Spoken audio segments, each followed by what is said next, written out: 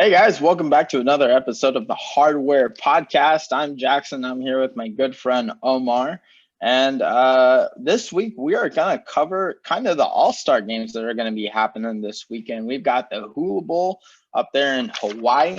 And then, of course, the Reese Senior Bowl going to be down there in Mobile, Alabama. So, yeah, let's get this started.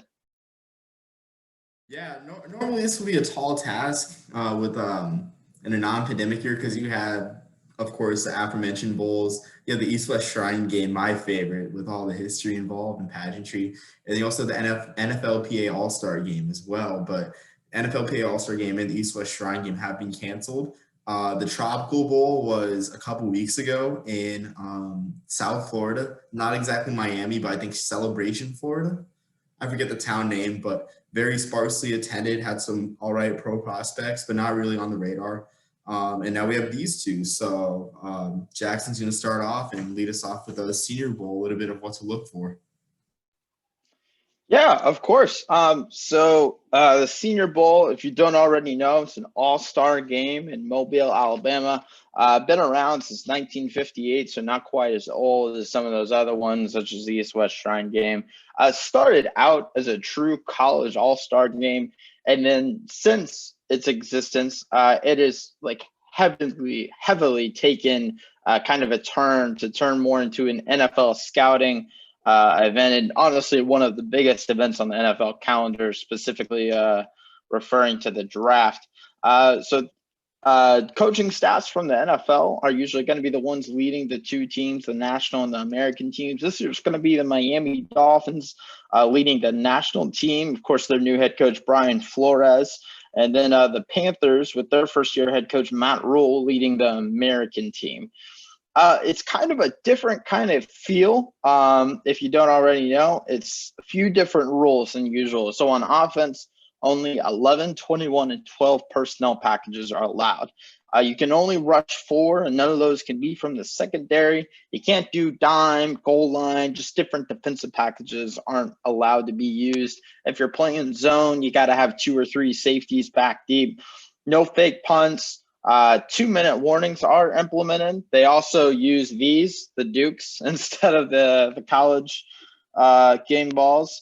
And then possessions can actually change at the end of the first and third quarters. Kickoffs, of course, happen to start the halves.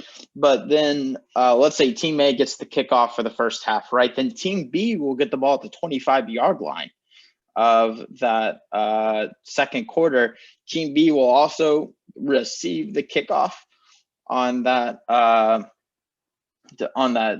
third quarter, and then Team A will get the ball back at the 25-yard line to start the fourth quarter. So you kind of get some more 2-minute drills, than you might usually see, especially if the change of possession is going to happen at the end of the quarter. We actually do have some same college, same position players. So I'm kind of going to go over some of those. Florida wide receivers Kadarius Toney and Trevon Grimes are both going to be on the national team. Clemson wide receivers Amari Rogers and Cornell Powell. Alabama offensive linemen Alex Leatherwood and Deontay Brown. UCF has a couple of DBs in Richie Grant and Aaron Robertson. Missouri has a couple of defensive backs, Joshua Bledsoe and Tyree Gillispie. I don't know if I'm saying that right. Probably not. Then over there on the American team, we actually have a trio of Ohio State linebackers, Justin Hillard, Baron Browning, and Tuff Borland. Pitt defensive linemen, Rashad Weaver and Patrick Jones. Omar, I don't know about you. I can think of one particular Pitt defensive lineman in the NFL right now that is just wrecking offensive lines and quarterbacks. So keep an eye on Weaver and Jones. Notre Dame defensive lineman, I'm not even going to try and say his name. Adi Conbo, I do not know how to say that and couldn't find a pronunciation, but he's a great player with, I think, 38-inch arms. So we watched out for him. Dalen Hayes, Oklahoma offensive lineman Creed Humphrey and Adrian Ely. And you know what? This is not an official duo, but I'm going to go ahead and throw out there Oklahoma running back Rahamondre Stevenson and Trey Sermon, the transfer to Ohio State, because they were teammates over there for a little bit up there in Norman, Oklahoma. there's 125 players this year down there in Mobile, Alabama for the Senior Bowl. So I can't do a breakdown of all 125, and neither of you probably want to listen to that. So I kind of picked a few different players in particular that when you're watching this Saturday on NFL Network, just to keep your eye on. Quinn Marinez, if you're asking who, it's the only Division III player down there in the Reese Senior Bowl, an offensive lineman from Wisconsin, Whitewater. He was an AP first-team All-American. You know what, Omar? He also played a little defense and had a tackle in Stag Bowl 47, which is the D3 National Championship game. Brian Lills, a defensive back from North Carolina Central, one of the top NFL draft HBCU prospects this year, also had multiple game-winning interceptions this past year. William Bradley King, he's an edge/outside linebacker from Baylor. You might be thinking, hey, he's coached by his former coach, Matt Rule. Actually, no, he's a transfer from Arkansas State and played excellent Arkansas State, transferred over here to Waco down there for the 2020 season. And now he's going to be under what might have been his former coaching staff, but not this year. Shi Smith, Carolina, that was kind of a replacement once Deebo Samuel went into the draft. Did some kickoff returning, had one of the best practices in day one yesterday. And then Kadarius Toney, who had an excellent day of practice, a stumbling touchdown catch. A funny story about Kadarius, he was actually born in Mobile the day of the Senior Bowl in 1999. He played high school just 6 miles away from Hancock Whitney, the stadium where the Senior Bowl is actually played. So he's coming home and hopefully will show up on Saturday. Ben Mason, he's labeled on a tight end for Michigan. He's going to be actually playing a fullback in this Senior Bowl. Had some career tackles, also played on the other side of the ball at Michigan, but he twice won the toughest player award while at Michigan. Cade Johnson, a wide receiver from San Diego State. He was an AP All-American first team. Also done some kickoff returning. And it'll be interesting. One of the bigger FCS prospects coming into this draft. And then Felipe Franks is a guy that, as we all know, transferred from Florida to Arkansas, greatly improved his accuracy this past season, has generated a lot of day three NFL draft interest. And this is a guy that his Senior Bowl performance, especially in practices, could really help him out. If you saw all over Instagram and Twitter, Kyle Trask has accepted his invitation. He is not going to be playing. He has an ankle injury. So I don't think he even ended up going down there to Mobile. So he accepted his invite, but unfortunately won't be able to play. So one thing I want to ask Jackson, I think when it comes to these All-Star games, what people want to see, the quarterbacks. So out of all the quarterbacks that are on the roster are going to play, who do you think has the most to prove?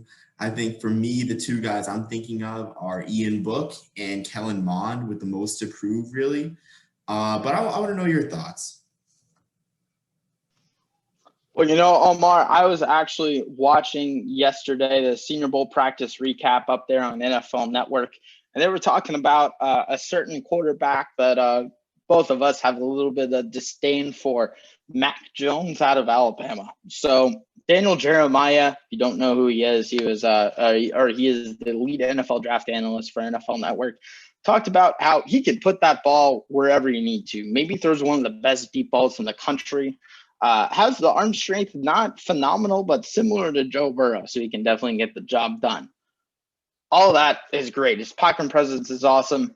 He said, I could just not pull the trigger of a first-round pick even late on him. And the reason being because he doesn't have that lower leg twitch to him. Just can't get out of the pocket. You never really saw escape. As Daniel Jeremiah also said, he could, behind that Alabama offensive line, he could just kind of sit back in a rocking chair and throw whatever he needed to. He never really had to escape. So if we see Mac Jones a little bit under pressure against these great defensive lines that we see here in the Senior Bowl, I think that Mac Jones could prove a lot if he does have the ability to kind of escape the pocket. He may be able to. We just never saw it because there was no need to up there Alabama behind what's basically a second NFL squad offensive line for Alabama. But I think Mac Jones actually could have a lot to prove. Ian Book, I would agree with you on that one, just because, it always looked like he was playing backyard football. Like, he just could do whatever he wanted on the field a lot of times, especially in the regular season. Um, and once you get to the NFL, you can't do that kind of stuff. Like, that backyard football stuff just doesn't work, unless you're Patrick Mahomes. So I think if we could see him have a little bit more pocket presence, put a little bit more accuracy, yeah, I think he could have a lot to prove. Yeah. Are there any other sleepers you say, aside from the list that you mentioned, that you think can show out in this game? Maybe some small school guys, maybe some guys that didn't really get the most playing time on Power Five rosters. I want to know your input on that, Jackson. Yeah, absolutely. One guy that I really like coming into the Senior Bowl is Khalil Herbert. Not a small school guy, went to Virginia Tech. He's only 5'8", so kind of a smaller running back, but I think he could have an excellent week playing over there on the national team, I believe. Another running back, Elijah Mitchell from Louisiana, another smaller guy, 5'10", weighs 215. I would love to see Mitchell have a great game. I mentioned Cade Johnson already from South Dakota State, although he's already pretty renowned as an NFL prospect. Another receiver, Austin Watkins, kind of lower on the depth chart, but if we could see him get some playing time over from UAB, I think he could greatly increase his draft stock. And then, some of the offensive linemen, it's just tough. Like, I'll be honest, I haven't watched much Grambling State film, like David Moore or Jalen Moore from Western Michigan, or Dylan Rodgers from North Dakota State. But, I think a lot of the offensive linemen and some of the ones that once you see in person, because some of these schools, remember, because of COVID and some state laws, a lot of these players haven't been seen in person by an NFL scout since their spring game in 2019. So we just haven't seen a lot of these guys really play. Our NFL teams haven't seen a lot of these guys really play in person. It's going to be hard to pull the trigger on someone from a smaller school and someone that you haven't seen in a while. And I think seeing these practices by some of these, especially offensive linemen, I think maybe have the most to improve on, just in the trenches and not always being able to get a clear eye. One last question. I mean, it's hard for people to really, I guess, casual fans, even myself, to get into like D-line performers. So, who and what should they watch out for this Saturday in terms of the D-line? In terms of the defensive lineman, let me go and pull up that list here real quick. So one guy that I really like now that the season is over is Malik Herring, defensive lineman from Georgia. I think he could have an excellent game. Terrell Jackson, I think I already mentioned him, from Coastal Carolina. Maybe you saw him perform against Liberty, played a good game. And then I mentioned that pair of Pittsburgh defensive linemen and Rashad Weaver and Patrick Jones. I think they could have an excellent game. And we've seen this before, where if it's two players that, especially when it's like a linebacker, defensive lineman, stuff like that, we see that communication from the same college, just because they already have that chemistry. They already, have certain terminology that maybe you can't implement from, an NFL squad in just 1 week in the classroom. So I would keep my eye on that, again, that combination of Weaver and Jones. And then, of course, the guy from Notre Dame, Adi Ogundai. I do not know. I don't know how to say his name. He dominated practice this week. 6'4", 256, an 85-inch wingspan. Just an excellent player, and has done well in practice so far. Yeah, no, I mean, Jackson, do you have any final thoughts on the Senior Bowl? I mean, it should be a great game. The only qualms I have about the game are the Reese's color uniforms. I feel that's a bit gimmicky, and kind of ugly, but it could be worse.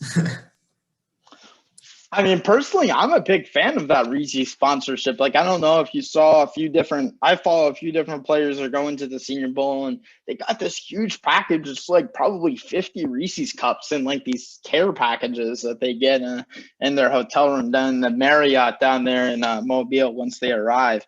But, one guy that we would not be able to have this podcast if it weren't for Jim Nagy. He's the director of the Reese's Senior Bowl, been in the NFL front office world for a lot of years and kind of walked out of the NFL world to kind of take over the Senior Bowl. Man, he has done a tremendous job from testing. Yeah, that alone is a very logistical challenge from having these players come from all over the country. He is smart. He is passionate about this game. If you don't follow him, Jim Nagy _SB on Twitter, he is a must follow for Twitter. So he has just done a phenomenal job heading up this game. And I'm pretty sure he eats a lot of Reese's. He's a big fan of this sponsorship. Yeah, well, I mean, thanks, Jackson, for just that preview on the Senior Bowl. Should be a pretty fun game. I mean, frankly, I was never that much of a fan of the Senior Bowl, probably because I don't know why I haven't watched as much. I think that's usually when I cut off my TV subscription, but I've extended it. This year for the sake of this game, the Hula Bowl. And it should be great because it is the preeminent All-Star game, which brings me to mention some history of some of the college All-Star games, which as you would imply, these things have been around for a long time. I think one of the first, of course, is the East-West Shrine Game, which started in 1925, played at Old Kezar Stadium out in San Francisco, old home of the Niners. Then it moved to Stanford Stadium and then to Houston, Orlando, just a variety of cities until settling down at the Trop, the home of the Rays, with the old watermelon turf fixed. And Can I mention that I went to the Beefo Brady's Bowl in the Trop and saw Lou Holtz call that game? I think it was Southern Miss and Louisville. And was that before Teddy Bridgewater? No, I can't remember. But yeah, I went to a game. It is kind of a dump, but I love that stadium. So it's fun to watch a football game there.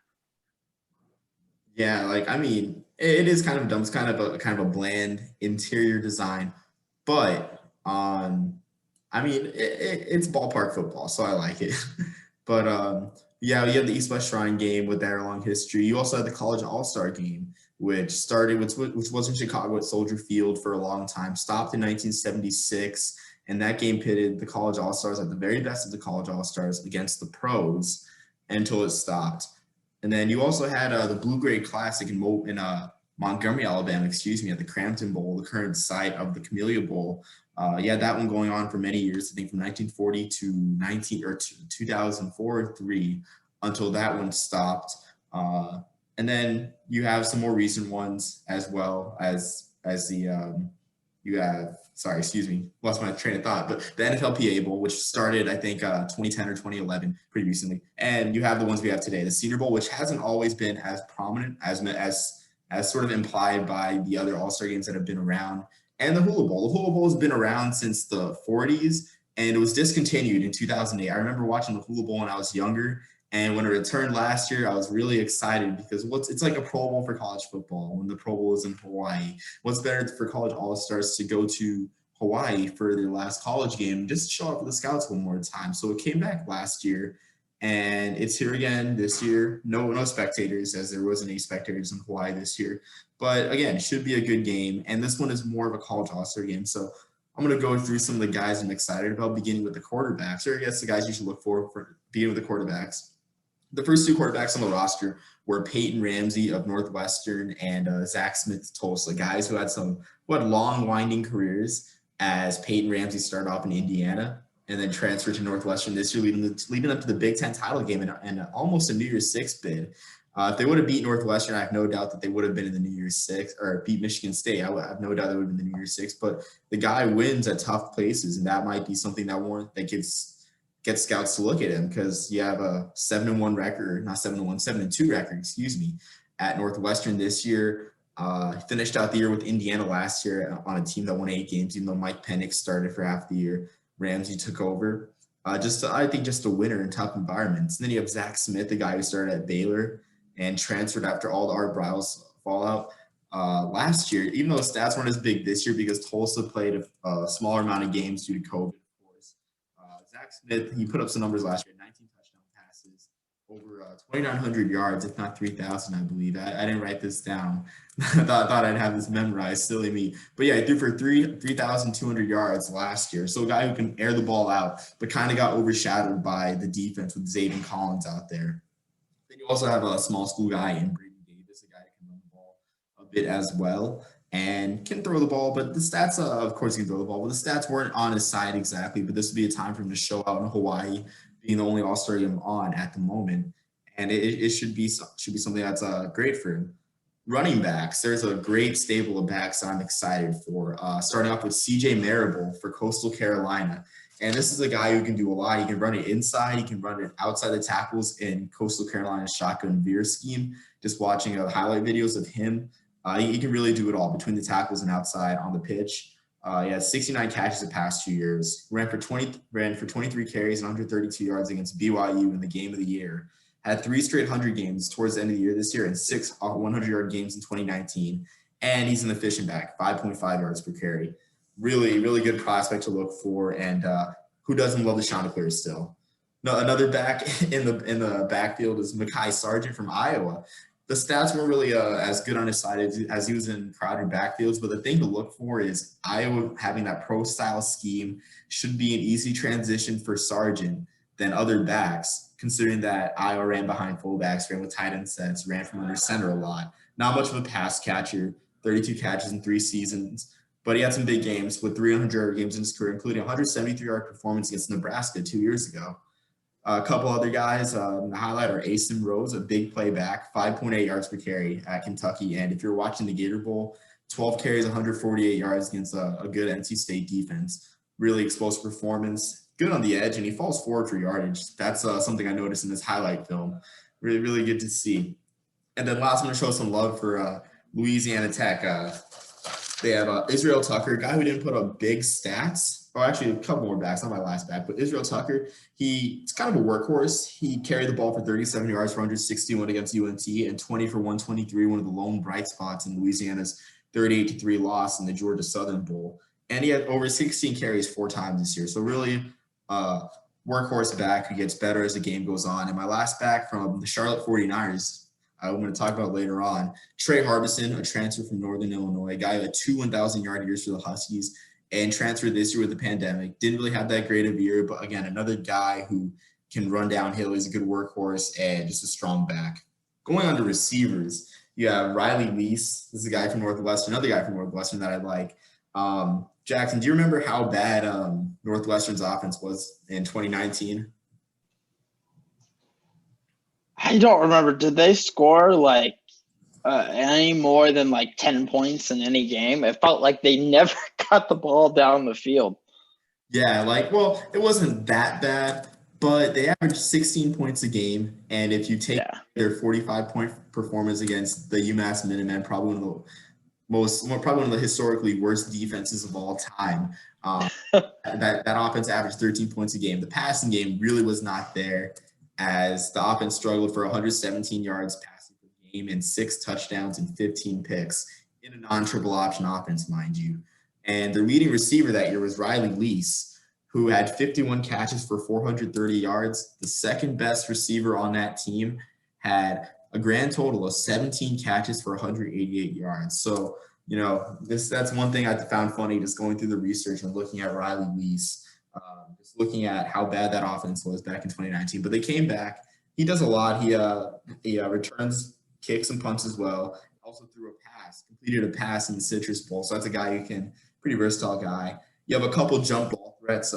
Damon Hazelton's a bigger receiver, and he's had a long career. He's went from Ball State to Virginia Tech to this year Missouri. Had 16 touchdowns and 81 catches and can really go up there and grab the ball. Same thing with Khalil McLean out of Troy, who started his career actually as a quarterback with Willie Fritz. And he's a guy who's a good red zone target. He had 6 touchdowns and 32 catches this year. And watching the highlights on him, Another guy that can go up there and get it on fade routes in the red zone. So this game should be good for him. You have a couple good slot guys. Rico Bussey from Hawaii playing the home stadium, but mind you, he started in North Texas, and he actually had 68 catches for 1027 yards in 2018.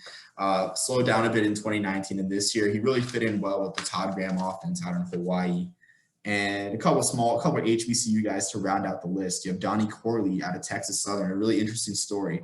A guy who played a little with Michigan State, was out of the game until 2019 and came back with Texas Southern to have 72 catches for 1039 yards on an 0-11 team. So this was a team that was behind a lot, and Corley was their guy. He had 170 yards against Grambling and 198 against Houston Baptist. So I'm really excited to see what Corley can do against some good competition, and hopefully his team won't be playing from behind.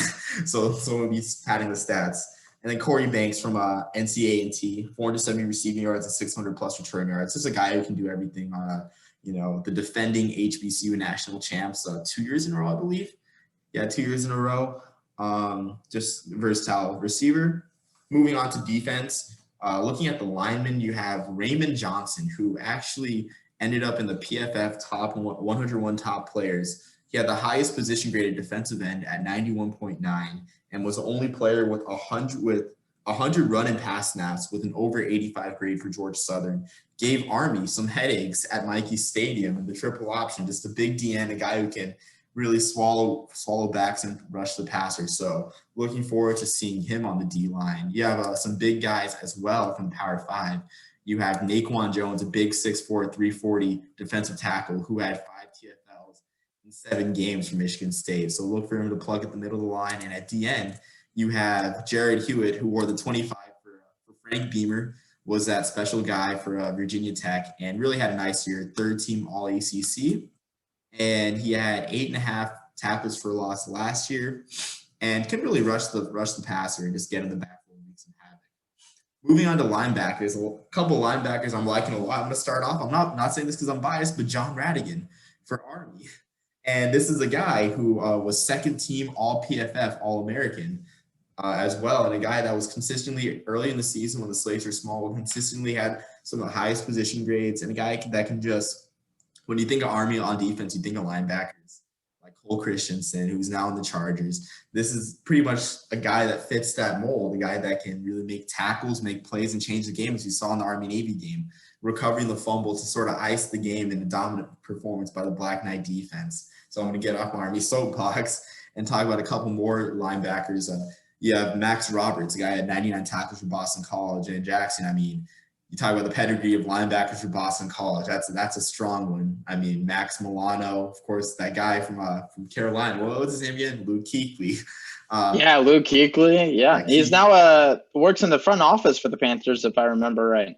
Interesting. I feel like that's right for him. I mean, of course, it makes a lot of sense. Really heady player. But Richardson had 99 tackles this year and 108 last year for Boston College. A guy that can really rush around the ball. And I'm kind of surprised. It might be a size thing, as he's only 230 pounds, but surprised he didn't get a nod to the Senior Bowl with numbers like that the past couple of years.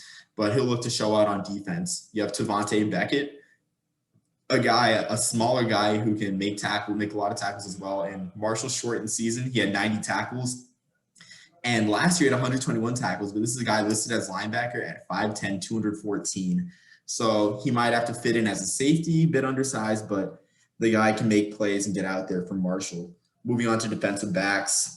This guy is my favorite. I think I like Ben DeLuca from Charlotte.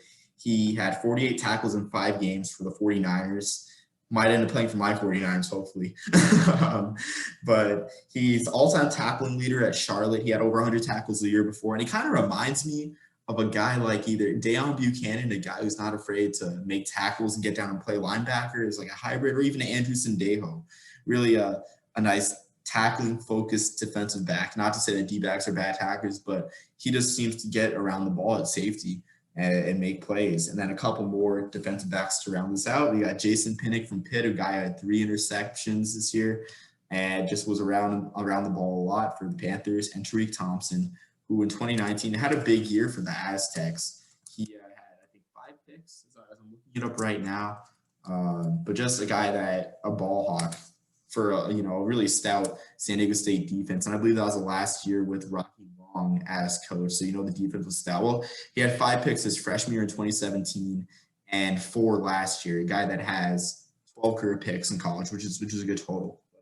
Should be fun watching the Hula Bowl, watching these smaller prospects. And keep in mind, like, smaller prospects are sort of the norm for the Hula Bowl. I mean, last year, I'm going to bring this in because it's Ivy League, but last year the MVP was Nico Lalos, a defensive end from Dartmouth, who really showed out and ended up on the Giants this year, had a pick and a fumble recovery actually this year. And actually last year, in the real game of the century, I'm not talking about Alabama LSU, at Yankee Stadium, Lalos returned a pick 6 in the end zone. I was sitting in a Yankee Stadium.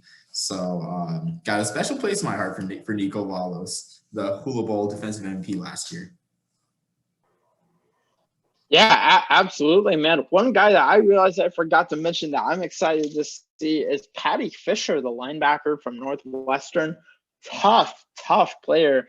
Has just that kind of reputation of being that guy, and I'm looking forward to seeing him show out, hopefully. And another one, remember Tyler Bass last year out of Georgia Southern? We could see back-to-back special teams draft picks for Georgia Southern. Ryan Langan, a long snapper, is going to be playing also in the Senior Bowl. So giving some smaller school love to see that for special teams. Yeah, no, I mean, Georgia Southern's becoming special teams because you got Yangwei Koo, Tyler Bass. I still get chills thinking about the Tyler Bass game-winning field goal in the Camellia Bowl in 2018. I mean, if people tell you it's too many bowls, just look at the emotions running on that sideline after you kick that field goal. Well, it was truly a joy to see, for sure.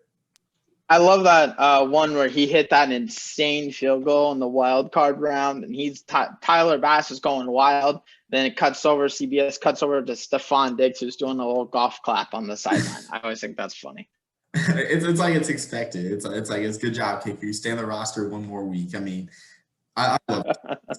I'm the special teams guy. Omar, kickers are people too. Yeah, I mean they are just like special teamers. Like, I mean, I think one of my favorite players of all time, it's an odd pick, but Steve Tasker. Just being a special teamer in high school, I just love the way he played the game. Only special teamer to ever win MVP of the Pro Bowl. Like, if you ask me one performance that gives me chills, it's Steve Tasker's performance in the Pro Bowl when he won MVP, where he forced a fumble and he blocked a kick that was returned for a touchdown. Like, I'm getting chills talking about it right now because I love special teams. It's where I played in high school, and it's just a great facet of the game. Max Duffy too, the punter from Kentucky. Hopefully won't have to be out there too much, but he had an excellent year. Hopefully he can sneak into that 6th, 7th round. Wow, I mean, you're hoping the punter isn't on the field much, but I'm hoping he is on the field a lot. Like, I want to see some punts. Yeah, why not? But yeah, a guy I forgot to, now that I think about it, was for Illinois, another guy whose name is hard to pronounce. I'm going to try my best. Josh Imatoro Bibi, who didn't really have a big year this year in the Big Ten, had 22 catches, 297. But the year before, he had 33 catches for 634 yards and 9 touchdowns. So, I mean, it might be fade routes galore in the Hula Bowl with all these great big receivers that we're seeing. So, should be something to see. Do you have any predictions, Jackson, on who the MVP of the Senior Bowl might be? You know what? That is a good question. I haven't even thought about that. MVP of the Senior Bowl, probably not going to be Max Duffy. But one guy that I am a little bit biased here, but one guy that has really showed out in practice and really turned a lot of eyes is Kadarius Toney, the Mobile native. If he could go down there, was born on the day of the Senior Bowl 22 years ago. If he could go out there and show out, he has just run smooth so far in practice. So I think Kadarius Toney could be one of those guys. As far as quarterbacks, I think we could see something special from Ian Book. I feel like it's either going to go really good or really bad for Ian Book. All these guys like Sam Ellinger, Felipe, Mac Jones, Kellen Mond, Jamie Newman, I don't really see any of those guys as having like a wow opportunity where it just blows you away. I think Ian Book, if what he has done all year in the regular season, if he can do that in the Senior Bowl, that very well might be the MVP. And of course, Najee Harris, that goes without explanation. but because Najee Harris is Najee Harris, so we could see him have a great game too.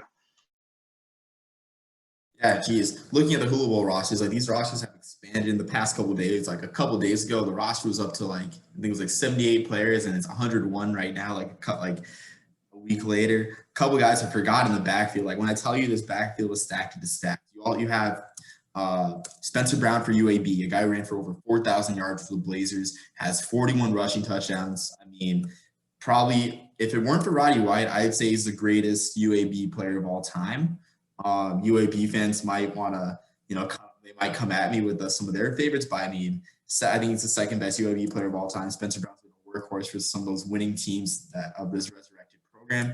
And also Caleb Hundley of Ball State, a guy who ran for 1,000 yards the year before. This year ran for 437, ran for 1,000 yards his freshman year as well, and was really a workhorse as well for Ball State. So this backfield is going to be loaded. So I think my prediction for MVP is going to be out of the backfield, and it's tough to choose these backs, but I think I'm going to go with I think CJ Marable is going to break out for a big play and really change the game on defense. This is going to be a biased pick, but I'm going to go with John Radigan.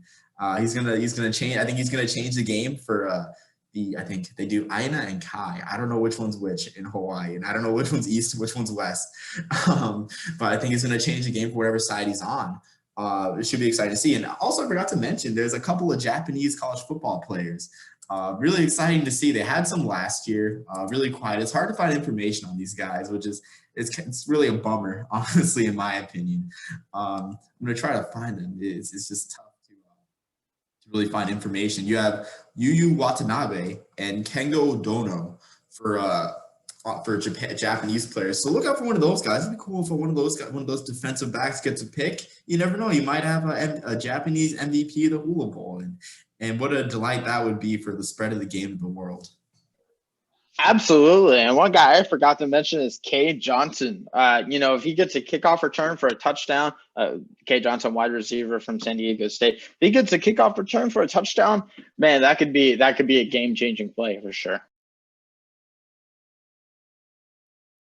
Shoot, I'm muted. There's so many players really just to look for, and really I think the All-Star game, one of the things that I love is just seeing like the guy from your school just hit the field.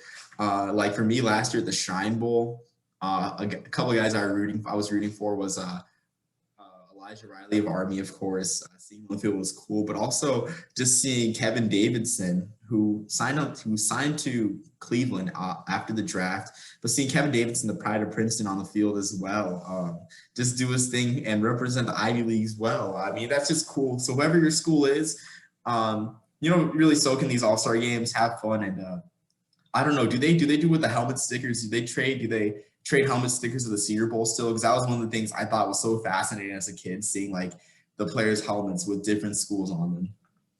I don't know if they trade them, but you definitely if you transfer, you will definitely have your old school on there.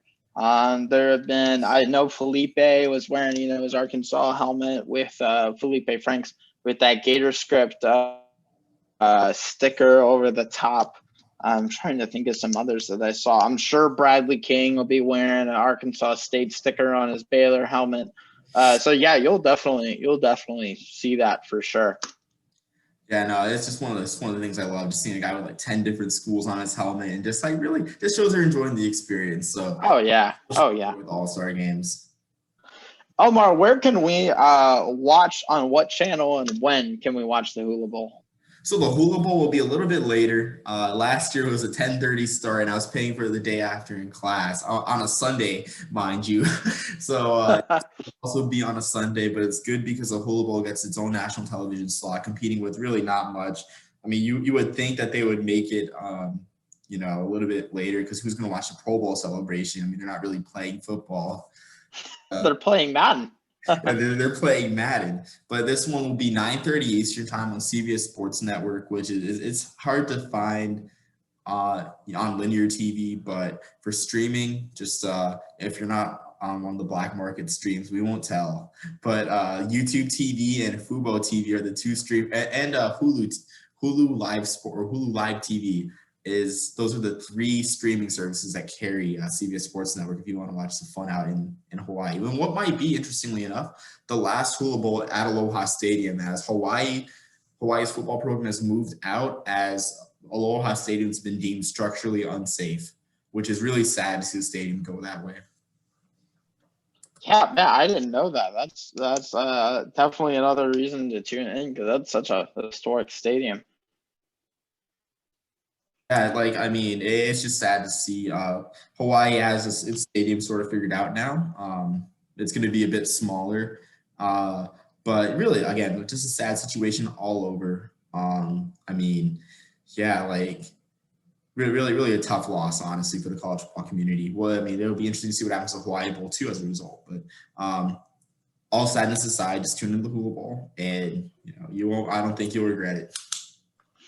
Yeah, for the Senior Bowl, it's going to be 2:30 Eastern Saturday. My birthday, actually, over there on NFL Network. Easiest streaming service to get it on is Sling. I'm pretty sure you can get a free trial. I think it's like $30 a month if you want to go ahead and get it for a full month. And then you can also watch Senior Bowl practice recaps, which is basically highlights of all the Senior Bowl practices, weekdays, again, on NFL Network, 8 p.m. Eastern, if I remember right. That's going to be with Daniel Jeremiah, Bucky Brooks, some of that NFL draft team from NFL Network. Yeah, I mean, it should be fun. It's good that these games are on separate days, so you can like put your focus on each. That's what's great about the All-Star games. They each have their own TV slot, so they're not competing. I know you had the doubleheader last year of the East-West Shrine game, the NFLPA Bowl. After the Shrine game, which was sports bar somewhere in St. Pete's, and watch the fun of the NFLPA Bowl at a sports bar.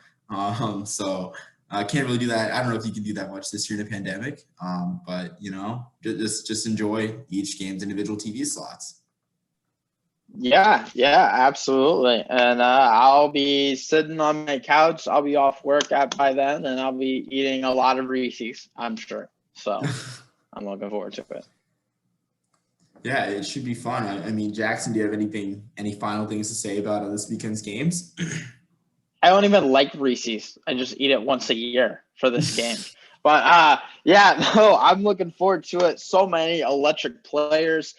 Guys in the Senior Bowl have an advantage every year, more than ever this year with the pandemic, all the scouting stuff, and we're gonna have no visits leading up to the draft, no team visits. So this is going to be a chance this is a huge draft boost to the Panthers and Dolphins.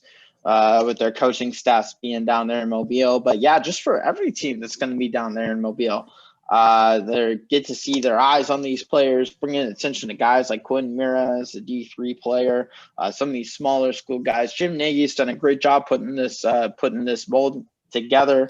And man, I can't wait for Saturday. I'm pumped.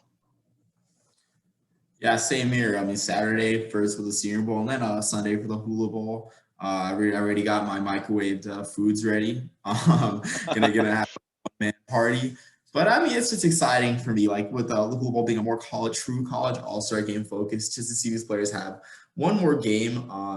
And guys like Riley Lee's a guy who didn't put up the best numbers, but was so important to that Northwestern program, especially in its worst years, stuck it out and was rewarded with such a great year this year, and then a one final game. They're heartwarming stories, to say the least, and I'm just glad we have this. Yeah, absolutely. Me too. It's more football, which is important, right? So, of course. Yeah. The final games leading into Super Bowl 55. So, yeah. Well, thanks so much for doing this, and yeah, look forward. If you have any comments, questions, let us know below. I'm sure you have our Instagrams if you're probably, or Twitter if you're listening to this. So yeah, I'm excited. Enjoy another football weekend. We don't have too many left. Yeah, I mean, until FCS comes along, but just enjoy this weekend if you're an FBS exclusive fan, and we'll see you next time. Yeah, absolutely. I forgot that I'm gonna be a big Jackson State fan come this spring. I'm pulling for my man Dion. But yeah, thank you.